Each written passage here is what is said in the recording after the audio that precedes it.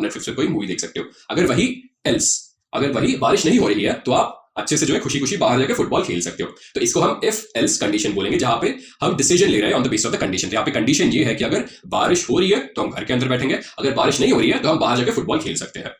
इसी तरह हमारे पास और एक एग्जाम्पल है यहाँ पे। तो मान लीजिए आपने एक एग्जाम दिया है और आपको उस एग्जाम में मार्क्स 70 से ज्यादा आते हैं। तो अगर आपको मार्क्स 70 से ज्यादा आते हैं तो आपको आइसक्रीम मिलेगा, तो आपके पेरेंट्स जो है आपको एक आइसक्रीम खरीद के देते हैं।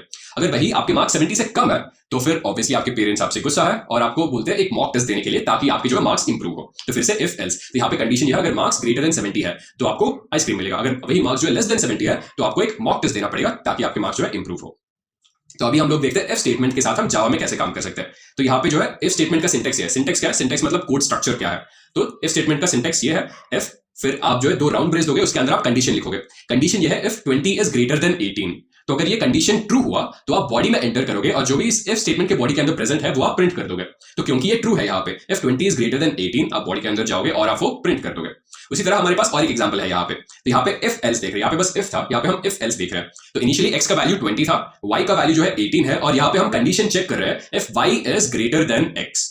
तो हम लोग चेक कर रहे हैं इफ 18 इज ग्रेटर देन 20। तो अगर if 18 is actually greater than 20 तो हम इस इफ स्टेटमेंट के बॉडी के अंदर जाएंगे और हम ये प्रिंट कर देंगे। लेकिन ये एक्चुअली फॉल्स है तो हम इसको स्किप करेंगे, फिर हम एल्स में आएंगे और एल्स के अंदर जो भी प्रेजेंट है उसको हम प्रिंट कर देंगे। तो यहाँ पे हम प्रिंट कर रहे हैं x is greater than y।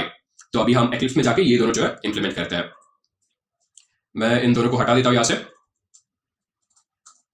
मैं और एक कमेंट यहां पे ऐड करूंगा, तो कमेंट हो जाएगा डिसीजन मेकिंग स्टेटमेंट्स।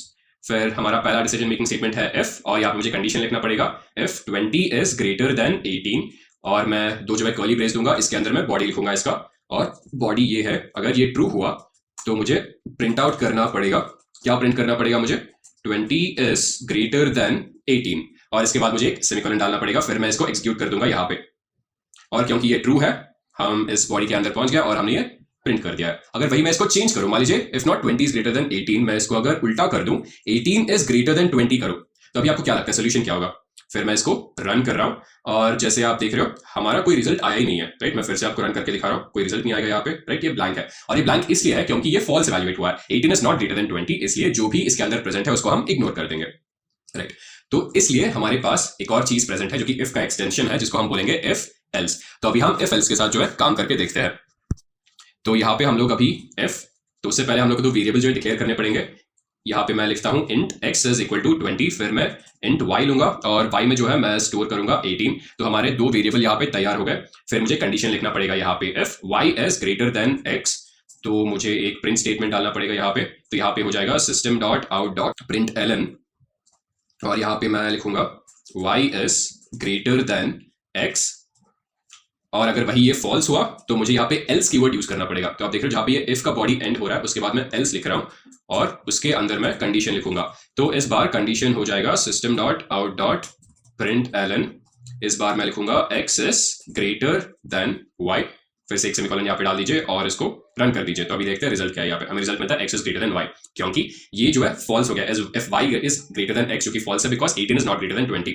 तो जो भी इसके अंदर था उसको हमने इग्नोर कर दिया, फिर हम एल्स के अंदर आए और जो भी एल्स के अंदर था उसको हमने प्रिंट कर दिया है। तो वो सिंपल इफ एल्स था।